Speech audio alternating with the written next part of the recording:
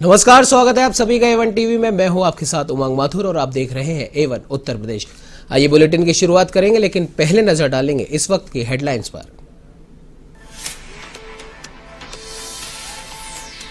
प्रदेश में 15+ बच्चों का टीकाकरण मिशन का हुआ आगाज। मुख्यमंत्री योगी ने जिला अस्पताल पहुंचकर किया निरीक्षण। टीका लगवा चुके बच्चों को दिए सर्टिफिकेट।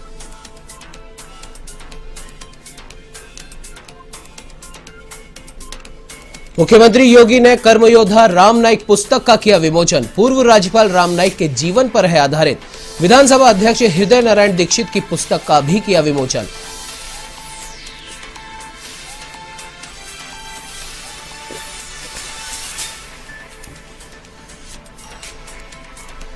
लखीमपुर खीरी हिंसा मामले में एसआईटी ने दाखिल की चार्जशीट। गृह राज्य मंत्री अजय मिश्रा टेनी के बेटे आशीष को बनाया मुख्य आरोपी। कहा, घटना स्थल पर ही था आशीष।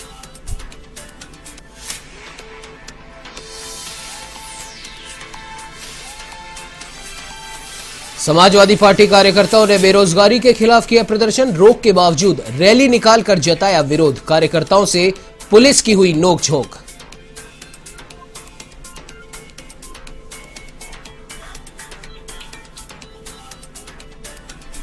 जालौन में व्यापारी भाइयों में झगड़ा। आपसी विवाद में छोटे भाई ने बड़े भाई की गोली मारकर की हत्या। मामूली विवाद में हुआ रिश्तों का कत्ल।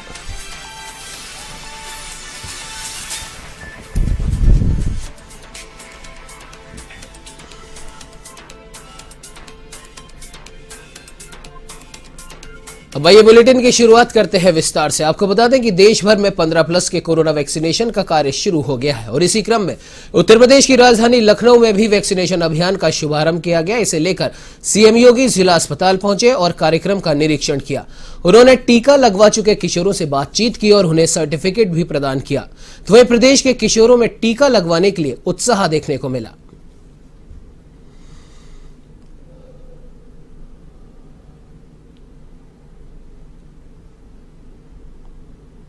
तुलना में ओमिक्रॉन जो वेरिएंट आया है कोविड-19 का, ये काफी कमजोर है। एक सामान्य वायरल फीवर मात्र यह है, लेकिन सतर्कता और सावधानी किसी भी बीमारी में आवश्यक होती है और इस मामले में भी सतर्कता और सावधानी आवश्यक है। घबराने की आवश्यकता नहीं। हम लोगों ने डेल्टा वेरिएंट में देखा था, जो मार्च अप्रैल 2021 के अंदर प्रदेश के अंदर देखने को मिला था। उस समय हम लोगों ने इस चीज को महसूस किया था कि जो लोग इससे संक्रमित होते थे, उन्हें रिकवर होने में, नेगेटिव आने में 15 से लेकर के 20 दिन, 25 दिन का समय लग जाता था। दूसरा, पोस्ट कोविड कॉम्प्लिकेशंस भी बहुत ज्यादा देखने को मिले थे। ओमिक्रॉन के मामले में अब तक इस प्रकार की स्थिति नहीं है और वायरस अब कमजोर पड़ चुका है, लेकिन फिर भी जो कोमोर्बिड हैं, उन लोगों को इससे बहुत सतर्क रहने की आवश्यकता है और वैसे भी बीमारी से जितना सावधान और सतर्क रहा जाए वो बचाव का सर्वोत्तम उपाय है। प्रदेश सरकार इस दिशा में भारत सरकार के साथ लगातार संवाद और संपर्क बनाए हुए है। प्रदेश के अंदर लगातार प्रदेश सरकार के स्वास्थ्य विभाग, चिकित्सा शिक्षा विभाग और विभिन्न विभाग मिलकर के एक बड़े अभियान को आगे बढ़ा रहे हैं। हमारे पास पर्याप्त मात्रा में बेड्स हैं, वैक्सीन भी मौजूद है। हम लोग तो वही सीएम योगी ने पूर्व राज्यपाल राम नाईक के जीवन पर आधारित पुस्तक कर्मयोद्धा राम नाईक का राजधानी लखनऊ में विमोचन किया। लोक भवन में आयोजित इस कार्यक्रम में विधानसभा अध्यक्ष हृदय नारायण दीक्षित पर आधारित हृदय नारायण दीक्षित रचनावली का भी अनावरण किया गया और साथ ही विधानमंडल पुस्तकालय प्रकाशित अन्य पुस्तकों का भी विमोचन किया। इस अवसर पर कार्यक्रम में पूर्व राज्यपाल राम नाईक और विधानसभा अध्यक्ष हृदय नारायण दीक्षित भी मौजूद रहे।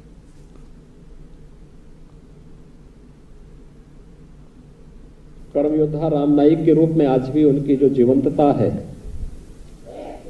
और जिस सक्रियता के साथ वह अभी भी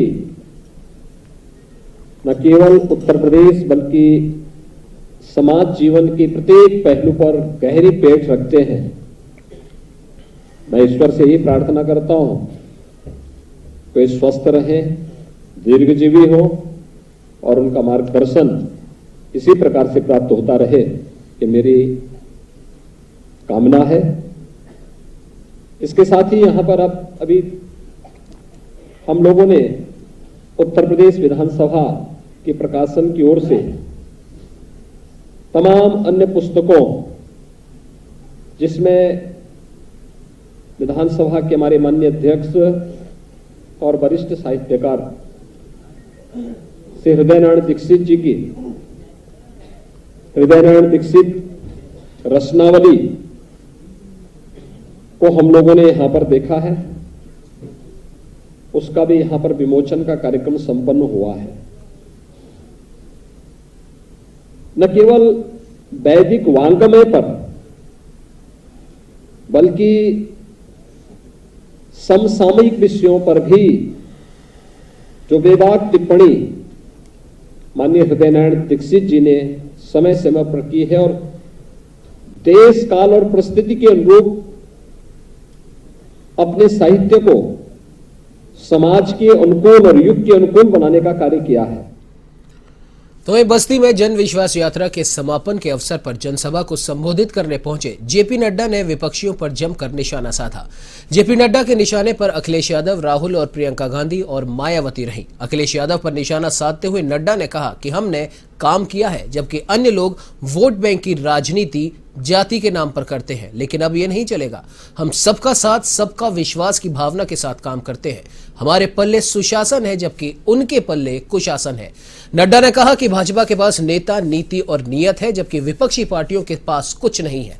उन्होंने राहुल गांधी पर राम के नाम पर बाधा पैदा करने का आरोप लगाते हुए कहा कि ये लोग सुप्रीम कोर्ट में हलफनामा दाखिल कर रहे थे कि फैसले को टाल दिया जाए।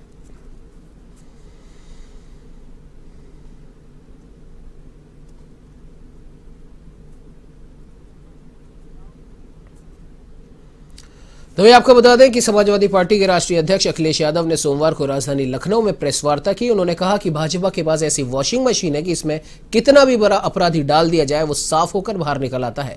भाजपा पर हमला करते हुए उन्होंने कहा कि जब जब भाजपा की सरकार आती है तो महंगाई बढ़ती है। सीएम योगी द्वारा चुनाव लड़ने की घोषणा के बाद सपा अध्यक्ष अखिलेश यादव ने चुनावी मैदान में उतरने का ऐलान किया। उन्होंने कहा कि हमने बड़े बड़े चुनाव लड़े हैं और इस बार किस सीट पर चुनाव लड़ूंगा ये हमारे लोग और पार्टी तय करेगी।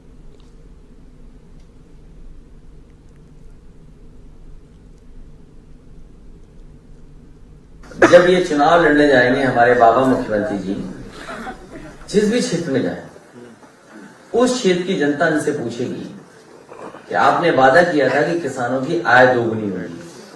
क्या किसानों की आय दोगुनी हुई? उस क्षेत्र के नौजवान जिन्हें नौकरी नहीं मिली, जिन्हें रोजगार नहीं मिले, जिन्हें बड़ा बड़ा सपना दिखाया था, वो तमाम नौजवान इनसे सवाल करेंगे कि नौकरी रोजगार मिला है कि नहीं मिला है। व्यापारी जिनके व्यापार खत्म हो गया, बर्बाद हो गए कोरोना के समय पर, किसी भी व्यापारी की कोई मदद नहीं की सरकार ने, और बिजली का बिल और तमाम ऐसे सवाल हैं जिनका जवाब भारतीय जनता पार्टी के पास नहीं है। और जब मुखिया उनके चुनाव लड़ने जाएंगे, जो दूल्हा है चुनाव के, वैसे तो आप जानते होंगे, हालांकि वो उदाहरण नहीं देना चाहिए, फिर भी मैं दे दूंगा उसको, अदरवाइज मत लीजिएगा। हमारे सब लोग जानते होंगे कि अगर बेटा परीक्षा में ना पास हो पा रहा हो तो कई बार माँ, बाप और चाचा भी जाते हैं थोड़ी नकल कराने। खबरों की और आपको बता दें कि कन्नौज के गुरसहायगंज में समाजवादी पार्टी ने बेरोजगारी के खिलाफ रैली निकालकर प्रदर्शन किया, जहां रोक के बावजूद रैली में कार्यकर्ताओं की भीड़ उमड़ी। इस दौरान सपा कार्यकर्ताओं की पुलिस के साथ नोकझोंक भी देखने को मिली। सपा नेताओं का कहना है कि मौजूदा सरकार हर मोर्चे पर फेल हुई है, इसीलिए अब दूसरे मुद्दे उछालकर जनता को गुमराह कर रही है।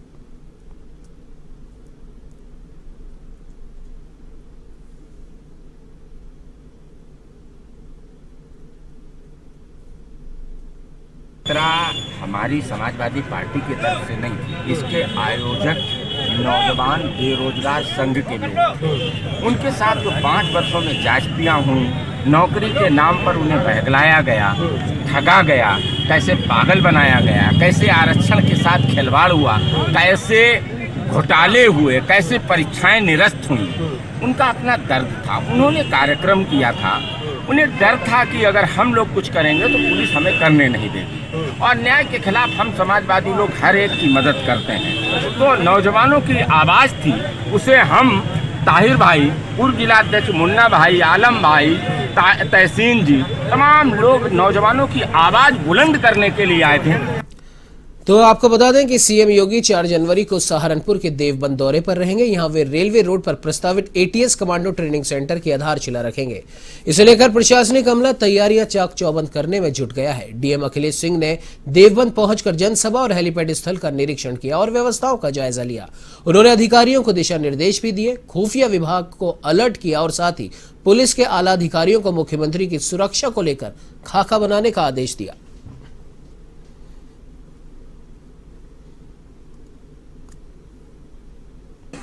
अभी तक जो हम लोग को टेंटेटिव सूचना मिली है उसके मुताबिक माननीय मुख्यमंत्री जी का यहाँ कार्यक्रम 1:30 बजे से लेकर 2:30 बजे तक रहेगा, और जो मुख्य कार्यक्रम है उसमें जो एटीएस सेंटर है देवबंद में उसका शिलान्यास है, साथ में पुलिस डिपार्टमेंट की अन्य परियोजनाओं का लोकार्पण भी है, साथ साथ जो है जनपद सहारनपुर के लगभग 100 कार्यों का लोकार्पण और शिलान्यास है।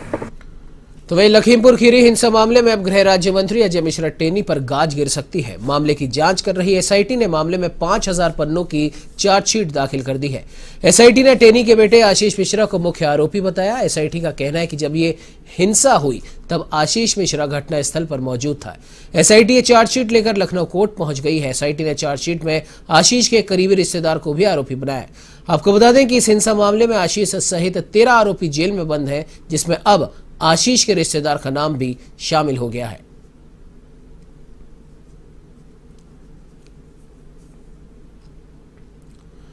तो वहीं उत्तर प्रदेश के फतेहपुर में अवैध शराब बिक्री की रोकथाम के लिए चलाए जा रहे अभियान में बिंदगी कोतवाली पुलिस को बड़ी सफलता हाथ लगी है।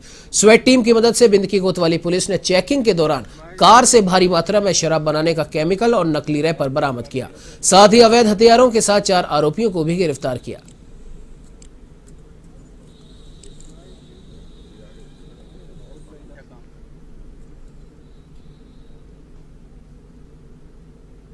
जो अपनी तैयारी की जा रही थी कि अवैध और मिश्रित शराब का बेच करके पैसा कमाएंगे, उनके मंसूबे को फतेहपुर पुलिस ने ध्वस्त किया है। आज 4 अभियुक्त पकड़े गए हैं जो कि अंतर जनपदी गिरोह के हैं।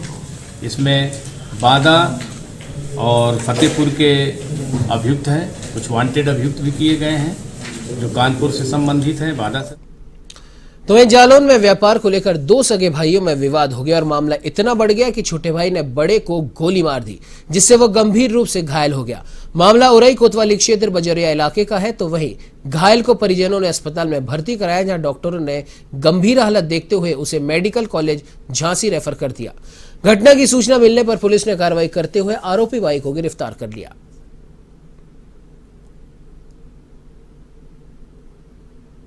ये जी थाना उरई के मोहल्ला कृष्णा नगर की घटना है। 2 सगे भाई हैं, पवन अहिरवार और राकेश अहिरवार। इसमें बड़ा भाई पवन अहिरवार करीब 53 साल का और राकेश छोटा भाई 45। एक ही साथ रहते थे, खेती बाड़ी है।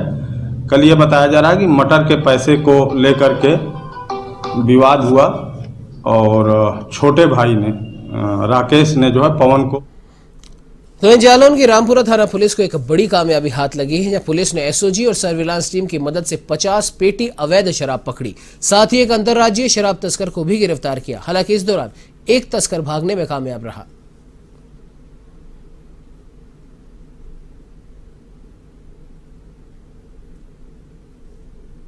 देखिए, ये थाना रामपुरा और एसओजी सर्विलांस की टीमों के द्वारा संयुक्त प्रयास से एक अपराधी की गिरफ्तारी की गई है और एक उसके पास से कुल 50 पेटी लगभग शराब, जिसमें लगभग 430 लीटर अवैध शराब बरामद किया गया है और उसके कब्जे से एक मोटरसाइकिल भी बरामद किया गया है और इसका एक अन्य साथी भागने में सफल रहा है। जल्द ही इसकी भी गिरफ्तारी की जाएगी। ये एक अंतर्राज्यीय शराब माफिया का गैंग है ये जो है राजस्थान, मध्य प्रदेश और उत्तर प्रदेश में अलग अलग।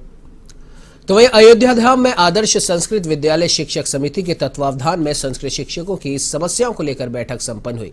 बैठक में प्रदेश अध्यक्ष पंडित कृष्ण मोहन शुक्ला के नेतृत्व में सैकड़ों संस्कृत शिक्षकों के साथ श्री राम जन्मभूमि तीर्थ क्षेत्र ट्रस्ट के अध्यक्ष नृत्य गोपाल दास के उत्तराधिकारी कमल नयन दास से मिलकर अपनी समस्याओं को लेकर उप मुख्यमंत्री माध्यमिक शिक्षा मंत्री दिनेश शर्मा को दूरभाष के माध्यम से अवगत कराया।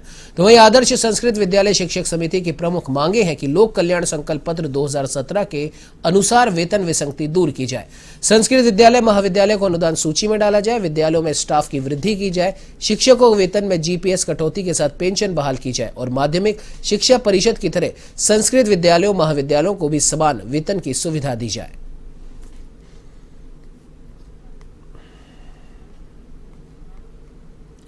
तो वहीं अयोध्या में सरयू तट पर एकल विद्यालय अभियान के तहत रामचरितमानस पाठ के प्रशिक्षण के बाद कई प्रदेशों से आए 27 युवाओं को दीक्षांत समारोह के दौरान व्यास की उपाधि दी गई।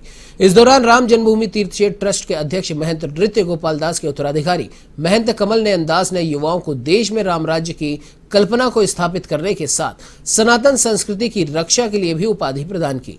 इस दौरान राम मंदिर ट्रस्ट के सदस्य डॉक्टर अनिल मिश्रा सहित कई प्रमुख लोग मौजूद रहे।